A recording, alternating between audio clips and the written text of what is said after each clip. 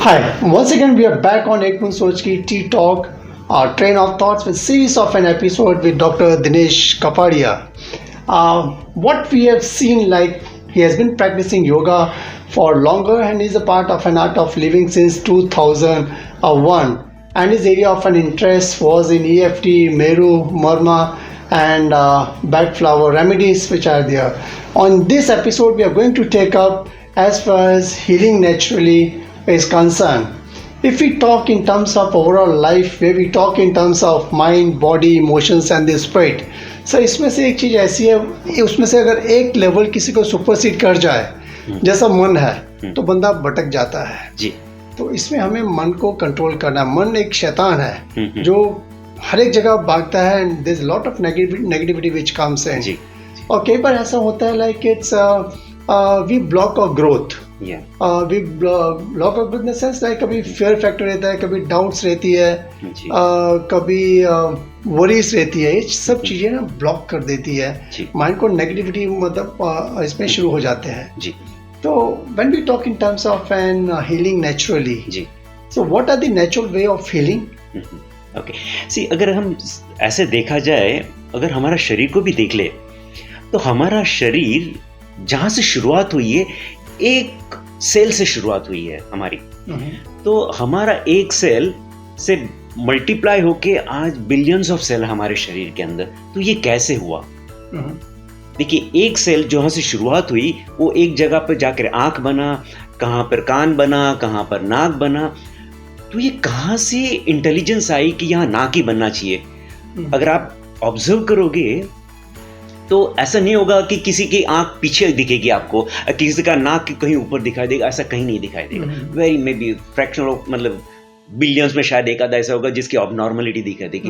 Otherwise ज्यादातर बॉडियां बिल्कुल वहीं पे दिखाई देगी, दोनों आंख सामने ही होगी, किसी की आंख आगे पीछे नहीं हो सकती। तो इंटेलिजेंस आया कहाँ से? उस सेल को कहाँ पता चला कि मुझे आंख बनना है यहाँ या मुझे नाक बनना है यहाँ? तो अगर ये बात हम सोचे तो एक बात तो पता चल जाती है कि हमारे सारे शरीर के अंदर जो भी सेल है उसमें भरपूर इंटेलिजेंस है। तो इस बात का तो कहीं भी शक किसी को नहीं होना चाहिए कि हमारे में इंटेलिजेंस नहीं है।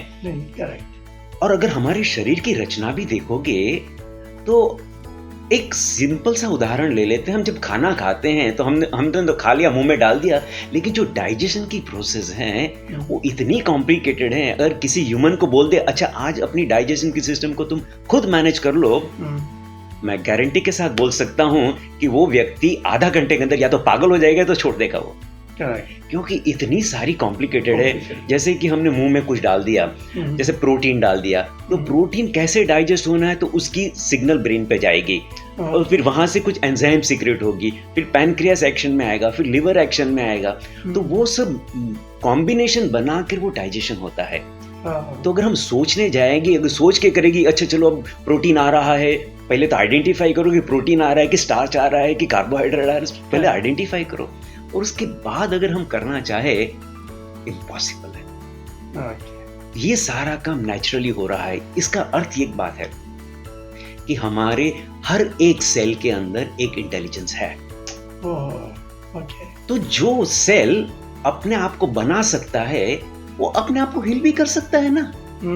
साधारण सी बात है ना। जो बना सकता है वो उसको बिगाड़ भी सकता है, सुधार भी सकता है। तो इसका अर्थ ये होता है कि हमारे में वो शक्ति है, अगर हम उसे मौका दे तो वो अपने आप हील कर सकती है। हमें सिर्फ वातावरण तैयार करना है उसके लिए। हीलिंग वैसे भी अपने आप होती है। किसी भी डॉक्टर से अगर हम बात करें तो डॉक्टर भी आपको यही कहेगा कि मैं दवा तो दे रहा हूं लेकिन हीलिंग अपने आप होने वाली है। नहीं, स्पेसिफिकली अगर किसी हड्डी के डॉक्टर के पास चले जाएं तो वो क्या करता है, वो तो सिर्फ पट्टी बांध देता है, कोई दवाई देता है ताकि आपको दर्द ना हो, लेकिन हीलिंग कहाँ से होती है? Natural process which is there. तो ये अपने आप हो रहा है। तो हम क्या सोचते हैं कि ये दवाई की वजह से हुई है, ये हकीकत नहीं है। अगर आप एक किताब है biology of belief, Bruce Lipton की है, उसने एक स्टैटिस्टिक्स बताया है। इवन डॉक्टर BM हेगड़े जो vice chancellor Manipal university medical university के रहे, उन्होंने भी ये बात बताई है कि 30% of the healing happens simply by placebo effect. अब प्लेसिबो इफेक्ट यानी क्या है? कुछ नहीं देना है, एक शुगर की पिल्स दे दी, लेकिन 30% लोग ऐसे ही हील हो जाते हैं नेचुरली। तो ये तो बात है कि कुछ तो है हमारे भीतर जो हील कर सकता है। करेक्ट। बस हमें सिर्फ वातावरण तैयार करना है, हमारी शरीर के लिए, हमारे मन के लिए ये वातावरण तैयार करना है। और हीलिंग में सबसे महत्व का जो हिस्सा है वो हमारे मन का है। अगर मन साथ दिया तो कुछ भी हो सकता है, ना साथ दिया तो अच्छा भी बिगड़ सकता है। तो इस मन को कंट्रोल करके रखना है ना healing process like. And what helps your body heal like? कौन सी ऐसी चीजें जो आपकी बॉडी को हील करने में मदद करती है? सी बेसिकली अगर मेडिकल टर्मिनोलॉजी में हम एक्सप्लेन करने चाहें तो कुछ हार्मोन्स हैं हमारी बॉडी के अंदर जो सीक्रेट होते हैं और उस हिसाब से बॉडी की हीलिंग शुरू होती है। अच्छा चलो उल्टा देख लेते हैं कि बॉडी में बिगड़ाव कहाँ से आता है, पहले ये देख लेते हैं। तो उसका सबसे महत्व का एक कारण है, एक हार्मोन्स है कॉर्टिसोल करके। अब ये कॉर्टिसोल हार्मोन जब सीक्रेट होता है हमारे शरीर के अंदर तो हमारी sympathetic nervous system active mode में आ जाती है। अगर हमारी नर्वस सिस्टम के भी हम दो बड़े हिस्से में बांट सकते हैं, एक सिंपैथेटिक और पैरासिम्पैथेटिक। सिंपैथेटिक नर्वस सिस्टम यानी जो अपने आप कर रही है काम, और उसका मेन काम होता है शरीर को बचाना। जैसे फाइट, फ्लाइट और फ्रीज, ये 3 मोड बोलते हैं जो हमारी सिंपैथेटिक नर्वस सिस्टम के साथ जुड़े हुए थे। तो हमारे दिमाग में एक हिस्सा है जिसको कहते हैं एमिगडाला। अभी एमिगडाला वो जिसका काम है मेमोरीज, और वहाँ मेमोरीज हैं हमारे पूर्वजों से, हमारी मेमोरीज है, मतलब स्टोन एज के जमाने से, जब से ह्यूमन एग्जिस्टेंस है तब से वो मेमोरी हमारे भीतर है। तो अच्छा, हमारे जब पूर्वज जंगल में रहते थे तो उनका एग्जिस्टेंस की खतरा कब होता था? कोई जंगली जानवर सामने आ गया तो कोई शेर आ गया तो उनके पास 2 ऑप्शन होते थे ज्यादा करके, फाइट या फ्लाइट। ओके, फाइट करना है तो हाथ और पैर मजबूत चाहिए, और फ्लाइट करना है तो भी पैर मजबूत चाहिए। भागना है तो नहीं हो सकता है अगर कमजोर हो। तो ऑटोमेटिकली जब हमारा एमिगडाला जो मेमोरी का काम करता है वो संदेशा भेज देता है भागो बचो, तो ऑटोमेटिकली हमारी बाकी सारी सिस्टम काम करना बंद हो जाती है। जैसे हमारा डाइजेशन उस चल रहा हो, बंद हो जाता है, पूरा ब्लड सप्लाई हाथ या पैर में चले जाता है कि भागो अब, या तो कुछ भी करो या कुछ करो, बचो। तो ये ऑटोमेटिकली एमिगडाला सारी सिस्टम को शट डाउन करके बचने के मोड पे आ जाता है, वो बचो। अच्छा, तो जैसे ही कॉर्टिसोल लेवल बढ़ जाता है आप देखोगे हार्ट बीट बढ़ जाती है। बाकी और कुछ नहीं सूझ देगा, बस वो ही करना है, वही सूझ देगा। तो ये सारी निशानी है कि sympathetic nervous system active mode में आ गई है। तो उस वक्त बचने के लिए अलावा और कोई विचार भी हमारे दिमाग में नहीं आ सकता है। तो ऑटोमेटिकली हमारी पूरी सिस्टम उस मोड पे चली जाएगी। अच्छा, तो अब क्या होता है जब ये बाकी सिस्टम आपको शट डाउन कर ली, जैसे मैंने आपकी डाइजेस्टिव सिस्टम को शट डाउन कर दी, हीलिंग सिस्टम को शट डाउन कर ली, तो जो काम साफ सफाई का है वो रुक जाता है, वो कचरा वैसे के वैसा रह जाता है। तो पैरासिम्पैथेटिक नर्वस सिस्टम पीछे रह जाती है, जो काम करती हीलिंग का, एसिमुलेशन का, शरीर को बनाने का, ये सब पैरासिम्पैथेटिक का काम करता है, वो पीछे रह जाती है, वो बैकग्राउंड में चले जाती है। और सिंपैथेटिक नर्वस आगे हो जाती है। और फिर क्या हो जाता है, अगर यही सिस्टम यहाँ जी ज्यादा देर रहा तो क्या हो जाएगा, बाकी हीलिंग सिस्टम ठप हो जाएगी। और वो ठप हो जाएगी तो कचरा बढ़ जाएगा तो कहीं ना कहीं सिम्टम आएगा। एक चेन सब पकड़ के चलिए, इस चेन में एक वीक लिंक तो होगी, वो वीक लिंक स्नैप हो जाती है और फिर सिम्टम शुरू हो जाते हैं। सर, आपने बहुत अच्छे से एक्सप्लेनेशन दी है, but how do one start healing one self? अभी सिंपल आपने बोला लाइक फ्लाइट और फाइट का एक्सप्लेनेशन दिया, but how one should start healing one self? Okay, तो इसके अंदर एक सबसे पहले समझना होगा कि ये जो हार्मोन्स है, कॉर्टिसोल या एड्रेनलिन, जो हार्मोन्स है जो बेसिकली सिंपैथेटिक नर्वस सिस्टम को एक्टिव करते हैं, उसे शट डाउन करना पड़ेगा या तो उसे कम करना पड़ेगा। ओके, दैट एंजाइटी जो रहती है हाँ, उसको वो जो थोड़ा कम एंग्जाइटी करना। आ जाती है वो कम करना पड़ेगा, वो सबसे महत्व का काम होता है। तो हमें समझना पड़ेगा कि क्या करें कि जिससे द्वारा हम ये कम कर सके। तो हमारे ऋषि मुनि जो थे वो सब जानते थे कि इसको कैसे संभालना है। तो उन्होंने कहा कि सबसे आसान तरीका है आपकी सांस को पकड़ो। अच्छा, सांस और मन का बहुत गहरा संबंध है। देखिए, जब हम गुस्से में होते हैं तो हमारी सांसें तेज चलने लगती तेज हो है, जाती है। एकदम तेज चलने लग जाती है। Correct. अच्छा, जब हम दुखी होते हैं तब भी सांस भारी हो जाती है। अच्छा, जब हम खुश होते हैं तो हल्की सांस चलती है। करेक्ट।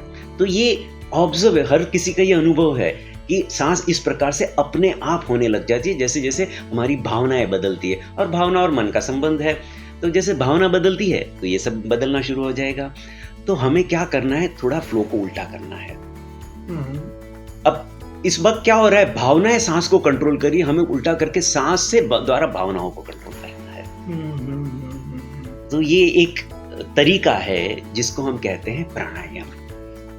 और प्राणायाम यानी क्या है, प्राणों का आयाम, यानी प्राणों को सही दिशा देना। जैसे हम सांस लेते हैं तो ऑक्सीजन तो हवा से ले रहे हैं, लेकिन साथ में एक सूक्ष्म ऊर्जा आती है हमारे शरीर में जिसको कहते हैं प्राण।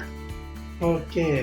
तो इसको बढ़ाना है हमें। ओके, बहुत अच्छे से आपने उसका बयान किया, बट लाइक नॉर्मली एक बंदा कैसे फोकस करे हीलिंग की तरफ? हाँ, तो जैसे अभी हमारी प्राण शक्ति बढ़ जाती है तो ऑटोमेटिकली हमारी पैरासिम्पैथेटिक नर्वस सिस्टम एक्टिव हो जाती है। मेडिकल टर्मिनोलॉजी में इसके कहते हैं होम्योस्टेटिस, मतलब दोनों का बैलेंस। सिंपैथेटिक और पैरासिम्पैथेटिक जब दोनों बैलेंस हो जाते हैं तो होम्योस्टेटिस की स्थिति आ जाती है और उस वक्त हीलिंग प्रोसेस बढ़ना शुरू हो जाती है। और अगर दूसरी बात भी अगर आप ऑब्जर्व करोगे तो नींद, जब किसी व्यक्ति को गहरी नींद मिलती है तब सचमुच में हीलिंग होती है। ओके। तो इसलिए इवन यहाँ आज मेडिकल एलोपैथी में भी यही कहते हैं ना, भैया सो जाओ। नींद मतलब नींद, अच्छी नींद जरूरी है। तो क्यों? क्योंकि हीलिंग सचमुच नींद में होती है जब हमारी पैरासिम्पैथेटिक नर्वस सिस्टम काम पे आ जाती है, सिंपैथेटिक नर्वस सिस्टम पीछे चले जाती है। Oh, I see. Or many a time what we have seen, like, because there is a lack of integrated relationship which is there, like, हम अपने आप को समझते हैं, हम अपने आप को नहीं समझ पाते, हम दूसरों को समझ नहीं पा रहे हैं, हम नेचर को समझ नहीं पा रहे हैं। जी जी। तो उसमें कैसा है? सो बेसिकली जैसे सांस लेने की प्रक्रिया नेचुरल है, हर व्यक्ति जो जिंदा है वो सांस लेता ही है। तो इस सांस की प्रक्रिया को अगर हम समझ ले कि कैसे लेना है सांस, तो अपने आप हमारी सांस के द्वारा हम अपनी हीलिंग कर सकते हैं। सो प्राणायाम बहुत आसान सा तरीका है। तो प्राणायाम हम क्या करते हैं, सांस को हम मैनिपुलेट करते हैं कुछ हद तक। वैसे तो बहुत ज्यादा नहीं कर सकते हैं, लेकिन कुछ हद तक हम हमारी सांस को मैनिपुलेट कर सकते हैं। जैसे लंबी कर सकते हैं, छोटी कर सकते हैं, गैप कर सकते हैं। तो ये जो एक सिस्टमेटिक सांस लेने की प्रक्रिया है, उसके द्वारा ऑटोमेटिकली हीलिंग शुरू हो जाती है। जैसे कि मान लो हम अगर नॉर्मल सांस लेते हैं तो मिनट में करीब 15 से 18 सांसें लेता है एक मिनट में एक व्यक्ति। दिस नॉर्मल है। अब इसको थोड़ा बढ़ा दो, 15 के बदले 10 कर दो, 10 के बदले 5 कर दो, 5 के बदले 3 कर दो, ऑटोमेटिकली आपकी सांसें लंबी होने लगेगी। और जितनी सांसें लंबी हो जाएगी ऑटोमेटिकली आपकी हीलिंग प्रोसेस शुरू हो जाएगी। ओके, कई बार हमने देखा है like as a human being we are emotional food, हमारे में काफ़ी इमोशनल होते हैं लाइक, और कई बार if you are unable to express yourself then all this turmoil, conflict, disease which catches our body as such. तो उन सबको हील करने के लिए एक ही तरीका, आप सांस को कंट्रोल करिएगा, and actually it's a natural healing process which is there. I think on this Tea Talk platform doctor Dinesh Kapadia ji ने बहुत अच्छे से बयान किया पे हीलिंग नेचुरली कैसी होती है। तो उन्होंने साइंटिफिक वे में भी हमें एक उदाहरण दिया पे किस तरह से लाइक नॉर्मली हीलिंग अपना प्रोसेस करती है। Abhi, in our next episode, we'll try and know from Dr. Dinesh Kapadia about pranayam and its effect. हम सांस को कैसे कंट्रोल कर सकते हैं, उसकी क्या मतलब पे बेनिफिट्स है। Till then, stay on to Tea Talk एक बूंद सोच की. Go to www.teatalk.net, subscribe and like as much as you can. and follow with Dr. Dinesh Kapadia in the next episode on Tea Talk. Thank you very much. Thank So you. thank you very much. Thanks.